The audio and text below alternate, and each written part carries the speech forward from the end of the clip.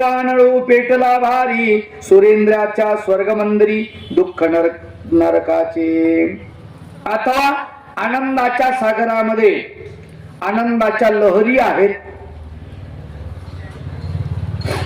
आणि तिथे वनवा लागला. वनवा समुद्रामध्ये वनवा असतो का? असतो. त्याला वडवानळ असं म्हणतात. काय म्हणतात? वडवानळ. जिथे समुद्र थोडा उथळ आहे अशा ठिकाणी खडक जो असतो त्या खडकाला चिरून आतला लाव्हारस बाहेर पडतो आणि तो अग्निमय होतो. अग्नी दिसतो. त्याला काय म्हणतात? वडवानळ. अशा सागरामध्ये आनंदाच्या सागरात वडवानळ जर पेटला तर कसं वाटेल? बरं वाटतं का ते? नाही. किंवा सुरेंद्राच्या स्वर्गमंदिरी दुःख नरकाचे. किंवा राजा आहे इंद्र. सुरेंद्र म्हणजे इंद्र. सुरांचा इंद्र तो सुरेंद्र. त्या स्वर्गामध्ये सगळीकडे फुलांचे झाड आहेत. गुलाबाचे फुलं, मोगऱ्याचे फुलं, शेवंतीचे फुलं, असा फुलांचा सुगंध घमघमाट, चाफान, केवडान, सगळं सुंदर वातावरण. जिकडे तिकडे सुवर्णाच्या राशी, सुवर्णाचे आसन, मोठे मोठे सोन्याचे कुंभ, त्याच्यामध्ये अमृत, हे सगळं असताना तिथे जर समजा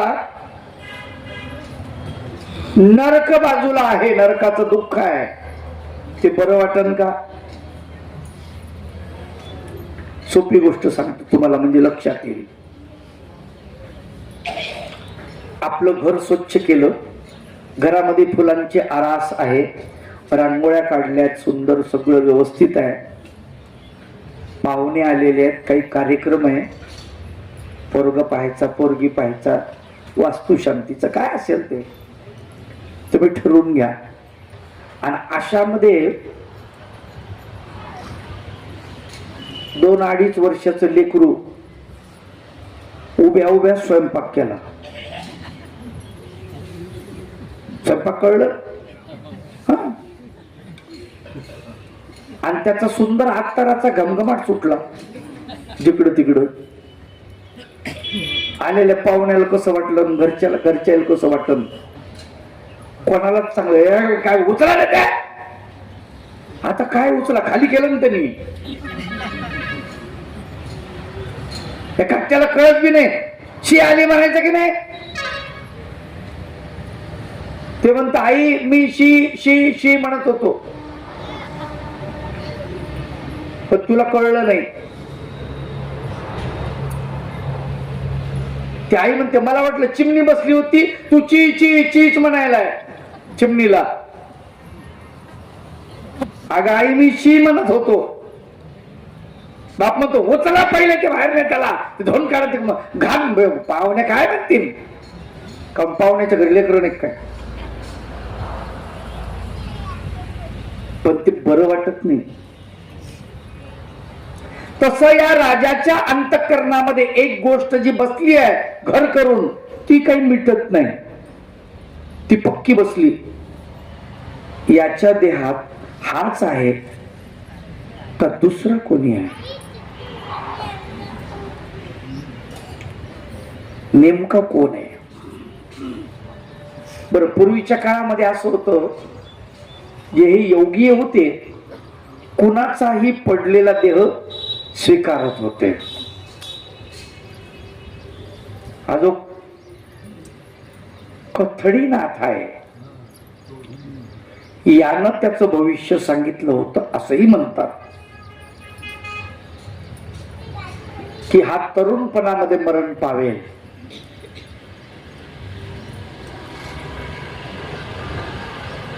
आणि त्या राजाला माहित असतं. कोणाला? विशाळ देवाला त्याचं भविष्य सांगितलेलं आहे. मग तो म्हणतो की तुम्ही योगी पुरुष आहात, हा मेल्यानंतर या शरीरामध्ये तुम्ही प्रवेश करा. त्याच्या डोक्यामध्ये तेच आहे, ते तर नसतील काय, ते तर नसतील. कधी कधी काय होतं, माणसाला असं वाटतं, मन चिंती ते वैरीनं चिंती म्हणतात की नाही, तशी घटना कधी कधी होते.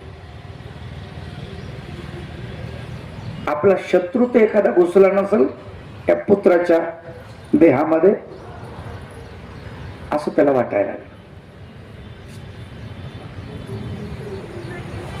एक पती पत्नी दोघ जण होते.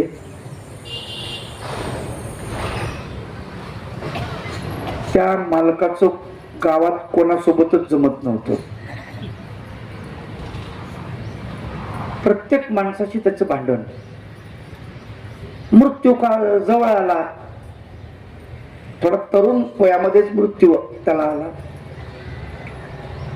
बायकोल म्हणला, गड्या मी मेल्यानंतर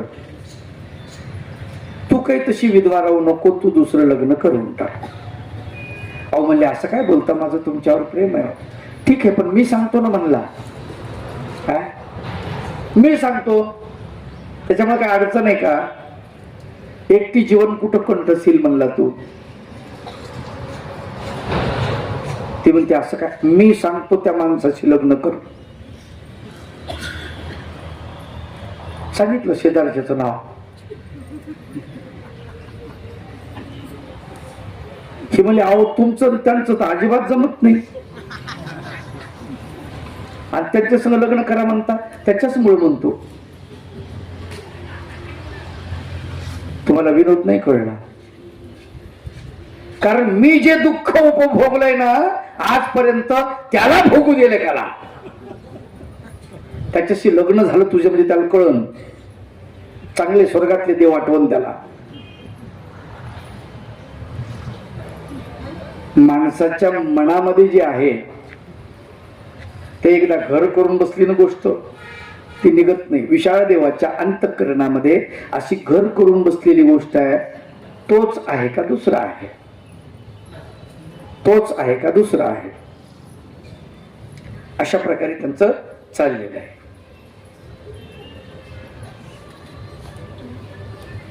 जन दुःख जन सुख डोही बुडाले, नृपा चिंतेने ग्रासले, उजाड वैराण झाले नंदनवनाचे. जन समुदायाला सुखामध्ये आहेत. आमचा राजकुमार आला, आमचा राजकुमार आला, कुमारुजी आला, कुमारुजी आला, परंतु राजाला मात्र चिंतेनं ग्रासलं आणि राजा दुःखामध्ये आहे. एरवी स्वभाव गंभीर, उठले प्रश्नांचे काहूर, प्रेतात आला राजकुमार की अन्य कुणी. अदोगर स्वभाव गंभीर आहे विशाळ देवाचा, त्याच्यात प्रश्नाचे काहूर अंतकरणामध्ये उठले, आणि नेमका कोण आहे हा विचार तो करतोय. भोग भोगावया कारणे परकाया प्रवेश करणे, हे नित्याचीच उदाहरणे दिसत होती. कुणी सिद्ध साधक काय करायचे, भोग भोगण्यासाठी आपला म्हातारा देह सोडून द्यायचे आणि तरण्या देहामध्ये प्रवेश करायचे. ही त्या काळची पद्धतच होती. त्याच्यामुळे आपल्या पोराच्या देहामध्ये नेमका कोणाला, ही शंका त्या विशाळ देवाला लागून राहिलेली आहे. कोणी सिद्ध साधक आला की सूड घेण्या कुणी नटला, पिशाच्याचा संचार झाला असेल का अंतरी. कोणी सिद्ध साधक आपल्या पोराच्या देहामध्ये आला का, कोणी एखादा राजयोगी सूड घेण्यासाठी आपल्या मुलाच्या देहामध्ये प्रवेशला भोग भोगण्यासाठी, किंवा एखादा पिशाच्च म्हणजे भूत, त्या भूतानच हे प्रेत उठवलं, काय सांगा, सांगता येत नाही.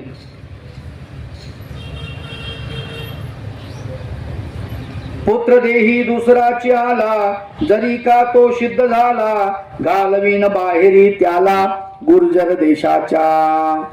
तो मनामध्ये म्हणतो, पुत्राच्या देहामध्ये जर दुसरा आला आणि हे जर सिद्ध झालं तर त्याला निश्चित या गुर्जरांच्या देशामधून बाहेर हाकलून देईन म्हणलं. त्याला इथं ठेवणार नाही. ऐसा करुणिया विचार, राजाने बोलविले चाकर, दिले पाठवून दूर दूर गुहा शोधण्या. राजाने नौकरांना बोलवलं आणि त्यांना सांगितलं, परिसराच्या गुर्जर देशाच्या आसपास जेवढे जेवढे कपाट आहेत, गुहा आहेत, या सर्वांमध्ये जाऊन शोधा की कुणी साधकानं आपला देह ठेवलेला आहे का. कारण असे देह ठेवणारे साधक पार गुहेत जाऊन बसायचे आणि तिथे देह सोडून द्यायचे आणि मग तो आत्मा शरीरामध्ये प्रवेश करायचा कुणा तरी प्रेताच्या. असं बघा म्हणले, शोधा.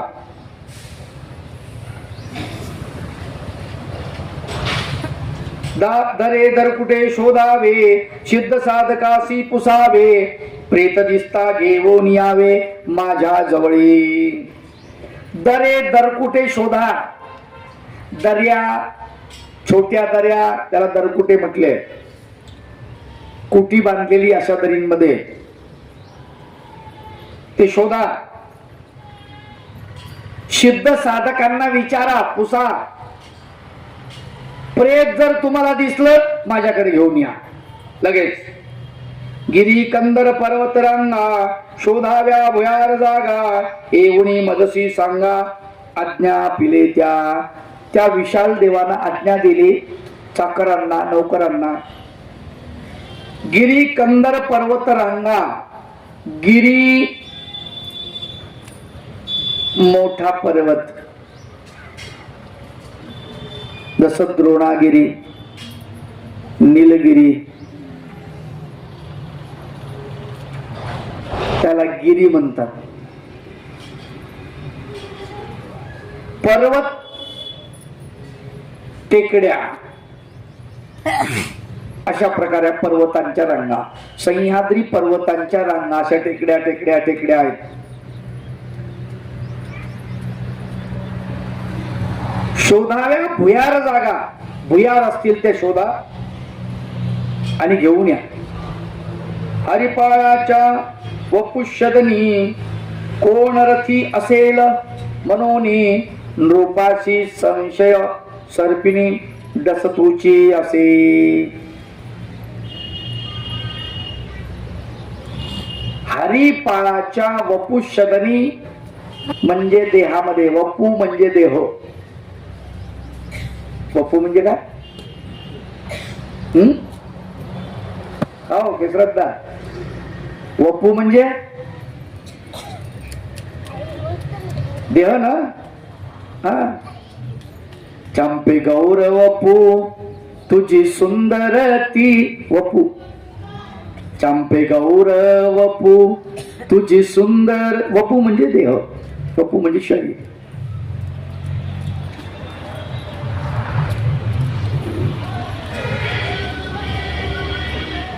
इकडे हरिपाळाचे जीवन पूर्वी होते तैसेची वर्तन, तेव्हा सारिकेची विरहण दिसत होते. इकडे हरिपाळाचं जीवन जसं होतं तसंच चालू आहे. आता त्या हरिपाळाच्या देहामध्ये जो घुसलेला आहे तो काही सर्वसामान्य थोडाच आहे. तो सर्वज्ञ आहे.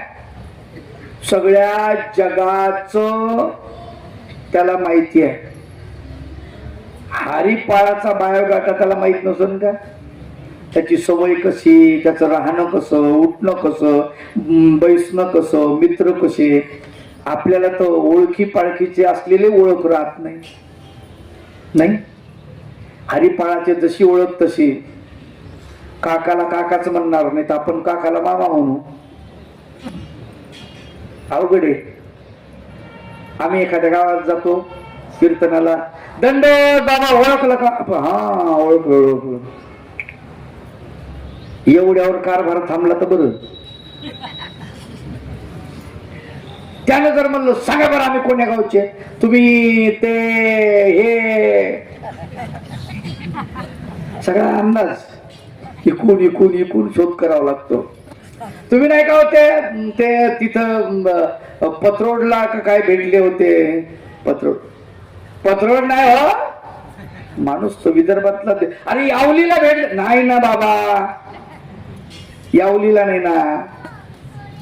हा हा तुम्ही तिकडे ते लोणीला मी कार्यक्रमाला आलतो तिकडचे का तुम्ही?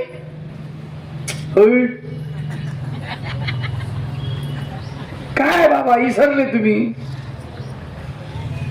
अहो हिवरखेडचा मी असं हिवरखेडचे बरोबर बरोबर बरोबर. तर पुन्हा म्हणा माझं नाव काय? केवढी आफत आहे बरं. बाबांनो कोणाकोणाचे नाव, गाव, पोराचे नाव, पोरीचे नाव, सुनाचे नाव सगळ्याची लक्षात ठेवा. ज्याला लक्षात ठेवायची म्हणजे मी तर म्हणतो केसरात दाल जवळ ठेवून घ्यावं, अजिबात विसरायचं कामच नाही. माणूस पुढून आला का त्यांना विचारा कोण आहे सांगा बरं पटकन.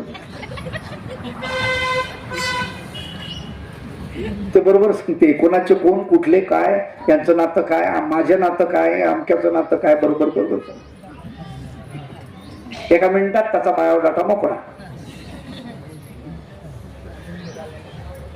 हरिपाळ सगळ्या गोष्टी त्याच्या डोक्यामध्ये आहेत. जशाला तसं वर्तन आहे त्याचं, तशाला तसं, त्यात काहीच बदल नाही. संशय घेण्याला जागाच नाही शिल्लक. त्याच्यामुळं आहे तसं पूर्वीसारखंच बोलतो, पूर्वीसारखंच मैत्री आहे त्याची, त्यांच्याशी मैत्री आहे, त्यांच्या संग चालू आहे. पूर्वीचं हरिपाळाला दिवताचं व्यसन होतं, जुवा. आताही जुव्याचं व्यसन पकडलं स्वामींनी. राजपुरुष जुवा खेळत असत पहिले, खेळ म्हणून. होता तैसाची आहार, होता तैसाची व्यवहार, होता तैसाची चतुर कुशल असा. तसाच आहार होता नाही का?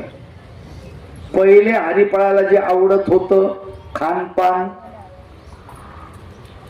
तेच स्वामींनी स्वीकारलं. चक्रपाणी भगवंता तेच तशाच प्रकारचे विहार, व्यवहार, चतुरता सगळं. मल्ल शाळेत रमणे, शास्त्रविद्येचा सराव करणे, अश्वारोहण करुणी धावणे, होते तैसेची. घोड्यावर फिरणं तसंच होतं, सगळं तसंच. आता आपल्याला आपण दुसरं काम जरी केलं ना, आपली गंमत होते. आपल्याला जेवढं येतं तेवढंच होईल. समजा एखाद्या माणसाने, अडाणी माणसाने एखाद्या, कल्पना करा, एखाद्या प्राध्यापकाचा देह स्वीकारला. काय? प्राध्यापकाचा देह स्वीकारला एखाद्या अडाणी आमटे बहादर माणसानं. त्यात घुसलं ते. तेवढी विद्या तर आली त्याला, पण पुढचं काय? पोर त्याला विचारून गुरुजी हे कसं, ते म्हणून कन्नू. कारण आमटे बहादर पोराने विचारलेले प्रश्न यालाही कळणार नाही, नाही का? पण चक्रधर भगवंत म्हणजे चक्रपाणी भगवंताना जो देह स्वीकारला हरिपाळाचा, ते सर्वज्ञ असल्यामुळे कमतरता पडायचं काही कामच नाही.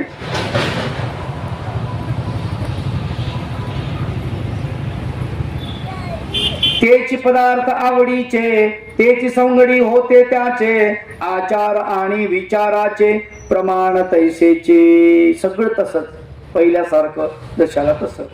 तरीही विशालाचे समाधान होतची नव्हते म्हणून, महाराणी जवळ जाऊन पुसता झाला. त्याचा संशय काही मिटत नव्हता, म्हणून तो राणी जवळ गेला मल्लानी मातेच्या आणि तिला विचारलं. काय विचारतो?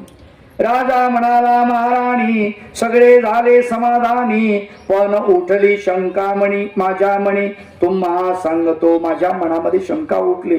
सगळं समाधान दिसते पण शंकेचं निरसन मात्र करा. कुमरू मागुता आला की पर काया प्रवेश झाला, याचा तपास करावा पहिला आपणची पै. म्हटले कुमार परत आला आपला राजकुमार का दुसऱ्यानं परकाया प्रवेश केला, याचा तपास करावा लागेल आपल्याला, काही सांगता येत नाही. म्हणजे त्यावरी लक्ष ठेवावे बारकाईने निरखावे, भूतकाळाचे दाखले घ्यावे त्यासी पुसुनी. त्यावर लक्ष ठेवा. काय त्याच्यावर लक्ष ठेवा, त्याला विचारा, बारकाईने त्याचं निरीक्षण करा आणि कधी कधी भूतकाळात घडलेल्या गोष्टीची उजळणी करून घ्या. बरोबर आहे का?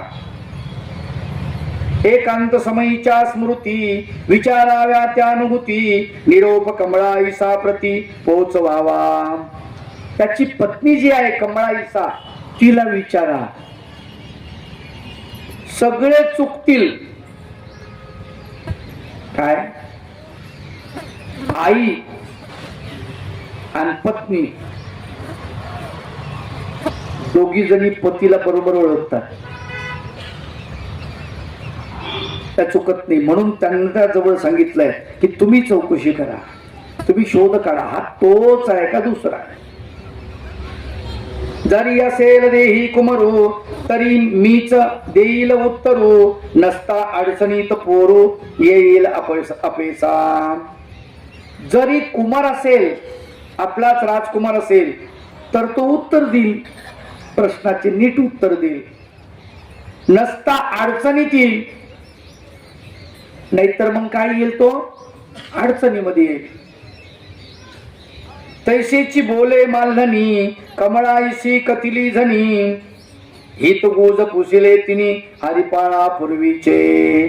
कमळाईसेला मालधनी मातेने विचारलं, सांगितलं की तुझ्या अंतपुराच्या ज्या खुणा आहेत, खाना आहेत त्या विचारा.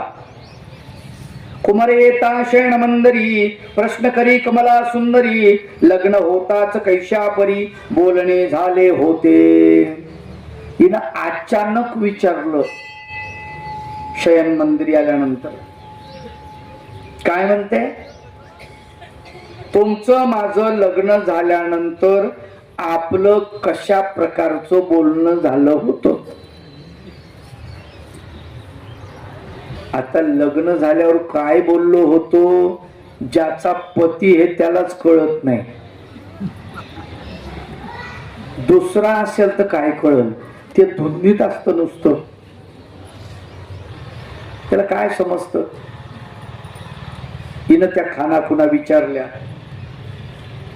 मला कोणता उपदेश केला, कोणता धर्म सांगितला, त्या आचार नियमाला पुन्हा सांगावे. पुन्हा सांगा म्हणले. कोणता उपदेश केलता, कोणता धर्म सांगितला होता, काय काय सांगितलं होतं.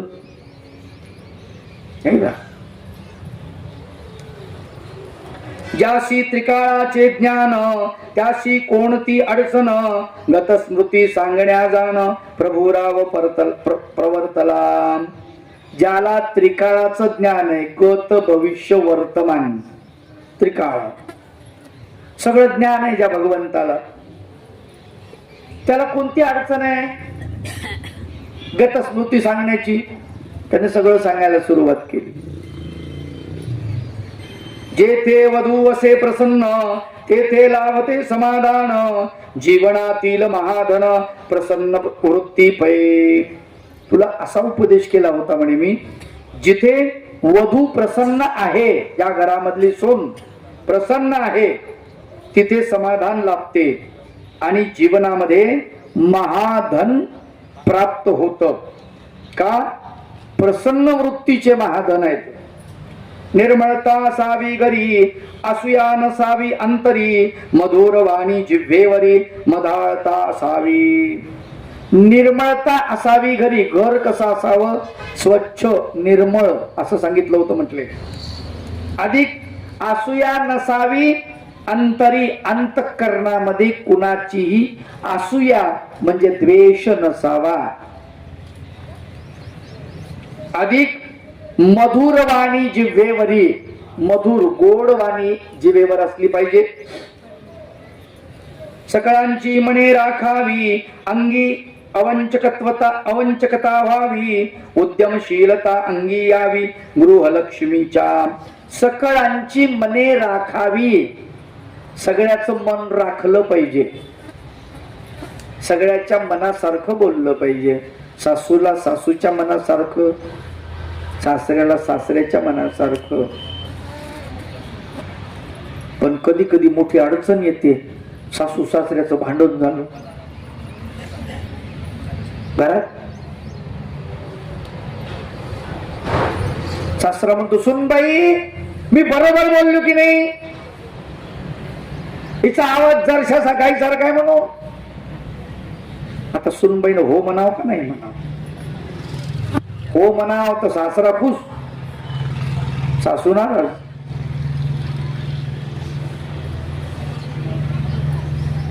सासू म्हणते सुनबाईला, देवऱ्या म्हशीसारखे पाहतेत नुसते, बरोबर आहे का नाही का? सुनबाईनं जर हो म्हणा, सासरा नाराज, सासू खुश.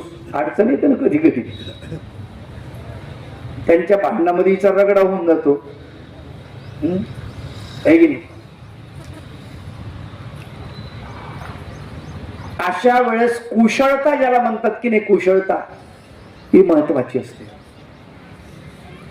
तिनं म्हणा, मामांजी मला तेवढंच काम नाही, मला स्वयंपाक करायचा ना, तुम्हाला जेव घालायचं ना, ते तुम्ही तुमचं पाहण दोघ जण काऊन माया मागा लागली तुम्ही, पटकन निघून जाऊ तिथं, त्याच्या भांडणात पडू नये.